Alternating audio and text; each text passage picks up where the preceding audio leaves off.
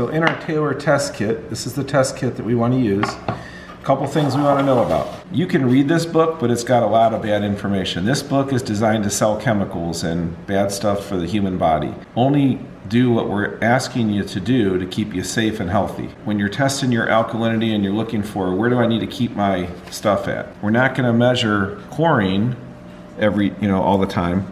We're not going to measure bromine. In fact, we're not going to use bromine ever. We're not going to use any of these other things. What we're going to do, the first thing we're always going to test is alkalinity. We want alkalinity to be between 120 and 150, okay? And then the next thing we're going to test is pH. We want pH to be at 7.8, okay? Our blood's at 3.69. We want to put you in an alkaline solution, and so this is on the higher alkaline side of water, and that's where you want to be. And then calcium, there's a big misconception in calcium. So we want our calcium to be at 50 to 100.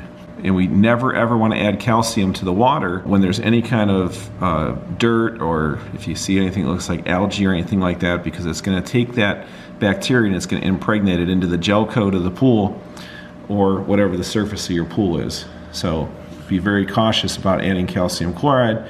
Whenever adding calcium chloride and alkalinity increaser, which is baking soda, always get it in a 5-gallon bucket of pool water, mix it with a paint stirrer, or a paint stirrer on the end of a drill. So you're always adding liquid in front of a return jet. You're never adding this stuff into a skimmer. The only thing that you ever add to the skimmer is phosphate remover and target zero. When we look at our alkalinity, we just did an alkalinity test and it came back at 80. So we go back here, we want to raise it to 120 to 150. To increase alkalinity, let's just say we have a 10,000 gallon pool. So you can look at a 10,000 gallon pool, but if you have a 9,500 gallon pool, you could take 1,000 and we want to raise that 40 parts. That'll take me to 120.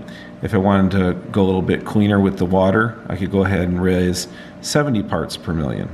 So however many parts per million I want to raise, now I'm going to take my thousands. So if I got 9,500 gallons, I could take that amount at raising at 70 and it's 16.7 ounces per 1,000 gallons. So take 15.7 ounces times 9.5. So obviously if it was 10,000 gallons, you have the calculation right here. But if you're trying to do it otherwise, 9,500, 13,250, multiply it times 13.25. So you take your how much per 1,000 times your gallons, and that gives you how many ounces, and then 16 ounces in a pound, so you can figure out how much to add.